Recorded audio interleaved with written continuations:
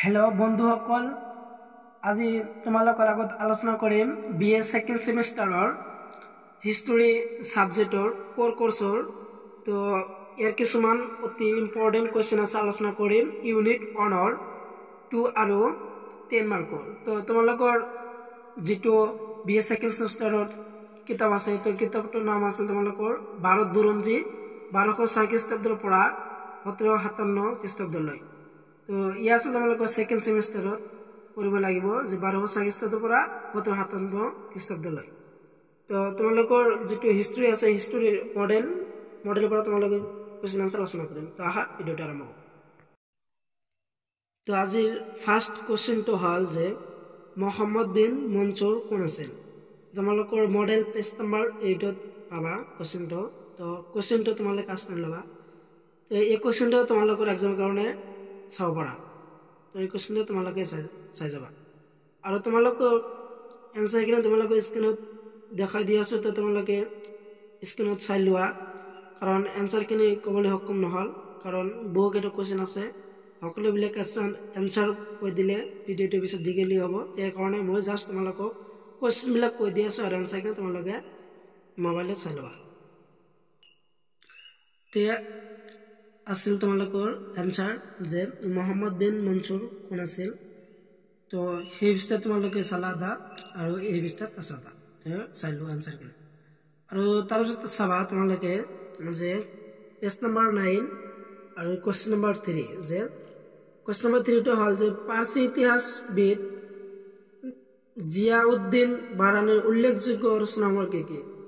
তো ইয়াৰ এনচাৰত দিয়া আছে যে বাৰানীৰ ৰচনাসমূহৰ ভিতৰত চানাই মোহাম্মদী আৰু আছে, তাৰপিছত চালাইট ই কবিৰ আৰু বহুকেইটা দিয়া আছে। সিহঁতৰ ৰচনাসমূহ তোমালোকে চাই ল'বা, এনচাৰত দিয়া আছে, তোমালোকে চাই লোৱা। স্ক্ৰীনত দিয়া আছে, তোমালোকে এনচাৰখিনি চাই লোৱা।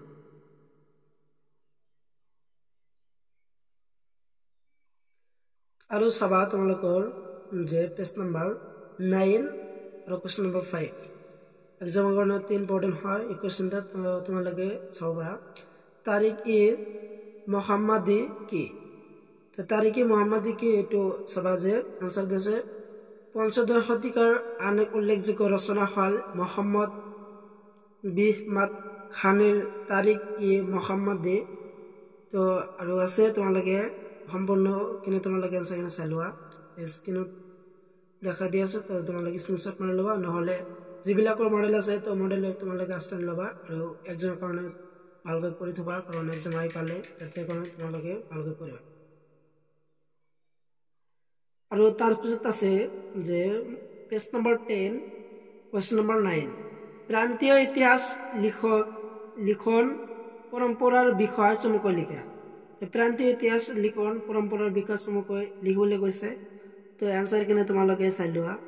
এই কুৱেশ্যনটো তোমালোকৰ এক্সামৰ কাৰণে অতি দৰকাৰী হয়, কাৰণ এইবিলাক কুৱেশ্যন আহি থাকে। প্ৰিভিউ কুৱেশ্যন এনচাৰ তোমালোকে চাবা। তো মই তোমালোকৰ এক্সামৰ কাৰণে কুৱেশ্যনবিলাক দি আছোঁ। তো তোমালোকে অতি গুৰুত্বপূৰ্ণ ভিডিঅ', তো এইটো কুৱেশ্যনটো চাই ল'বা। আৰু তাৰপিছত চাবা তোমালোকে পেজ নম্বৰ 13 আৰু কুৱেশ্যন নম্বৰ 18 যে খ্যাত শব্দৰ উৎপত্তি সম্বন্ধে আলোচনা কৰা। এই কুৱেশ্যনটো তোমালোকৰ এক্সামৰ কাৰণে অতি ইম্পৰ্টেণ্ট হয়। তো তোমালোকে এইটো ভালকৈ চাই থবা। আৰু যিবিলাকৰ মডেল আছে তো সেইবিলাকে তোমালোকে আস্তানি লোৱা, আৰু যিবিলাকৰ নাই তেনেহ'লে তোমালোকে স্ক্ৰীনশ্বট মাৰি লোৱা, নহ'লে বহীত লিখি লোৱা। এই কুৱেশ্যনটো অতি এক্সামৰ কাৰণে অতি ইম্পৰ্টেণ্ট হয়। তো ইয়াৰ এনচাৰটো তোমালোকে ভালদৰে পঢ়ি লোৱা। আৰু তাৰপিছত আছে যে মডেল পেজ নম্বৰ 14 আৰু কুৱেশ্যন নম্বৰ 21 যে চুলতানী যুগৰ আঞ্চলিক ইতিহাসৰ বিষয়ক লিখিত সমলৰ নাম উল্লেখ কৰা। তো এই কুৱেশ্যনটো তোমালোকে চাব পাৰা। তো এই কুৱেশ্যনটো তোমালোকে চাই যাবা। তো এনচাৰখিনি তোমালোকে চাই লোৱা, এনচাৰত কি দি আছে। তো তোমালোকৰ এনচাৰখিনি দেখাই দি আছোঁ, তো তোমালোকে এনচাৰটো চাই লোৱা। আৰু তাৰপিছত চাবা যে কুৱেশ্যন নম্বৰ 22 যে তাৰিখ ই বাদাইনী তো কি বিষয় আলোচনা কৰা হৈছে। তো এই কুৱেশ্যনটো তোমালোকে চাবা। এই কুৱেশ্যনটো অতি ইম্পৰ্টেণ্ট হয়।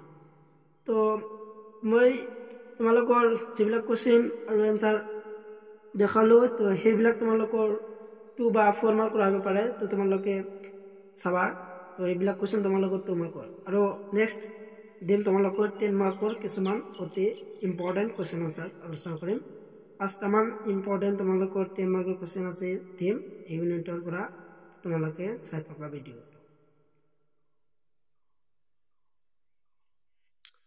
তো নেক্সট কোৱেশ্চন নাম্বাৰ হল যে 1 যে ৰচনাধৰ্মী প্ৰশ্নোত্তৰ লং কোৱেশ্চন আনসাৰ 10 মাৰ্কৰ তো 10 মাৰ্কৰ কোৱেশ্চনটো এটো চাব পাৰা এক্সামৰ কাৰণে অতি ইম্পৰ্টেণ্ট হয় যে কোৱেশ্চন হল যে মধ্যযুগৰ তথা সুলতানী যুগৰ ভাৰত বুৰঞ্জীৰ সময়ৰ বিষয়ে আলোচনা কৰা তো এটো তোমালোকে চাবা আৰু তোমালোকৰ সম্পূৰ্ণ এনসাৰখিনি তোমালোকৰ স্ক্ৰিনত দেখাই আছো তো তোমালোকে সম্পূৰ্ণ এনসাৰটো তোমালোকে চাই লোৱা আৰু যিবিলাকৰ মডেল আছে তো মডেলৰ পৰা তোমালোকে চাব পাৰা পেজ নাম্বাৰ 15 তো ইয়াৰ পৰা তোমালোকে চাবা মডেলৰ পৰা তো সম্পূৰ্ণ এনসাৰখিনি তোমালোকে চাই লোৱা যে কোৱেশ্চন নাম্বাৰ 1 ৰ এনসাৰ এবিলাক 10 মাৰ্কৰ এনসাৰখিনি চাবা 1 নম্বৰ দি আছে যে সাস নামা আৰু খ তাৰিখী হিন্দী আৰু ঘ যে কিতাব উল জামিনী আৰু ঘ যে তাবাকুত ই নাছিৰি তো তোমালোকৰ বুক এটা দি আছে কাৰণ তোমালোকৰ 10 মাৰ্কৰ হয় তেতিয়া কাৰণে দীঘলীয়া কোৱেশ্চনটো তোমালোকে সম্পূৰ্ণ এনসাৰখিনি তোমালোকে চাই লোৱা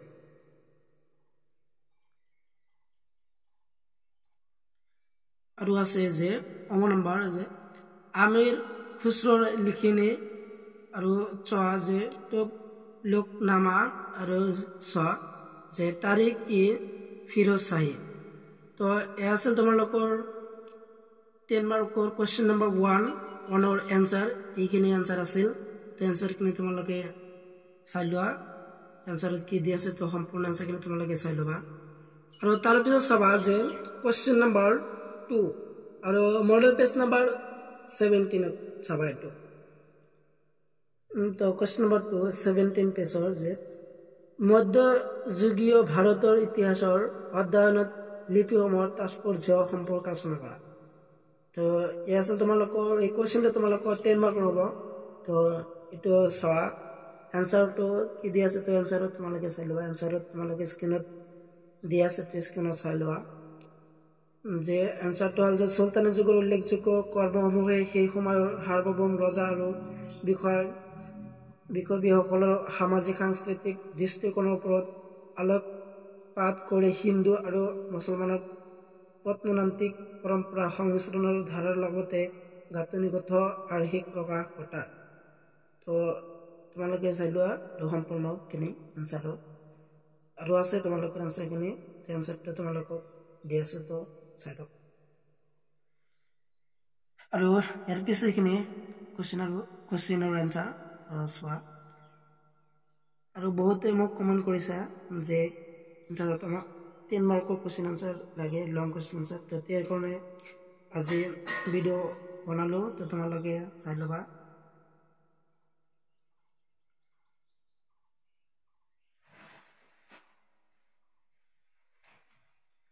আৰু আছে তোমালোকৰ দীঘলীয়া প্ৰশ্নোত্তৰ যে মডেল পেজ নাম্বাৰ 25 আৰু কোৱেশ্চন নাম্বাৰ 5 যে ভ্ৰমণকাৰী ইবন বতুতাৰ দ্বাৰা ৰচিত ৰিহলা নামৰ পুথিৰ জৰিয়তে সমসাময়িক ভাৰতৰ ঐতিহাসিক আৰু সাংস্কৃতিক জীৱনৰ বিষয়ে দাঙি ধৰা তথ্যবোৰ সমূহ আভাস দিয়া তো ইয়াৰ এনসাৰটো তোমালোকে চাই লোৱা এনসাৰত কি দিছে তো এনসাৰখিনি তোমালোকে চাবা এই কোৱেশ্চনটো তোমালোকৰ 10 মাৰ্কৰ কাৰণে অতি দৰকাৰী হয় তো এই কোৱেশ্চনটো অতি ইম্পৰ্টেণ্ট হয় এই কোৱেশ্চনটো তোমালোকৰ এক্সামৰ কাৰণে অতি ইম্পৰ্টেণ্ট তো তোমালোকে চাবা চাই যাবা এক্সামৰ কাৰণে আৰু তাৰপিছত পাবা যে তাৰপিছত আছে যে কোৱেশ্চন নাম্বাৰ 6 আল বেৰুনিৰ দ্বাৰা ৰচিত কিতাপ আল হিন্দুৰ জৰিয়তে সেই সময়ৰ ভাৰতবৰ্ষৰ বিষয়ে কি জানিব পাৰি আলোচনা কৰা এই কোৱেশ্চনটো তোমালোকে 3 মাৰ্কৰ কাৰণে চাব পাৰা কোৱেশ্চনৰ এনসাৰটো তোমালোকক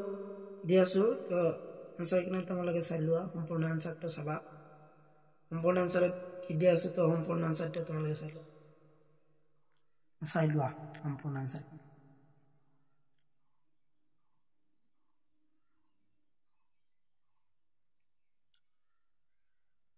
আৰু তাৰ পিছত আছে যে কোৱেশ্চন নম্বৰ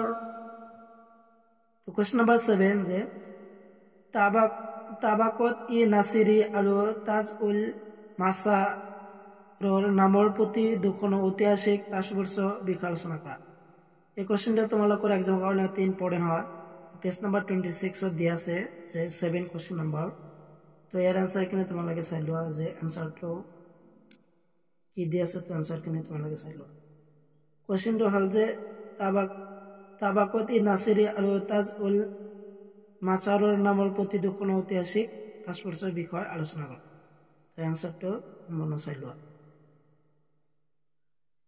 তো আজিৰ শেষৰ কোৱেশ্চন এইটোৱে আছিল। তো তোমালোকে সম্পূৰ্ণ ভিডিঅ' চাই থকাৰ কাৰণে তোমালোকক সকলোকে ধন্যবাদ। আৰু এনেকুৱা ভিডিঅ' পোৱাৰ কাৰণে তোমালোকে মোৰ চেনেলটো ছাবস্ক্ৰাইব কৰিবা আৰু পাছৰ বেল আইকন অন কৰি থবা। আৰু তোমালোকৰ বন্ধু বান্ধৱীৰ লগত শ্বেয়াৰ কৰিবা, কাৰণ তোমালোকৰ বন্ধু বান্ধৱীৰ সহায় হ'ব ভিডিঅ'টো দিলে। তাতে কাৰণে তোমালোকক বন্ধু বান্ধৱীৰ লগত বেছি শ্বেয়াৰ কৰিবা। Thank U.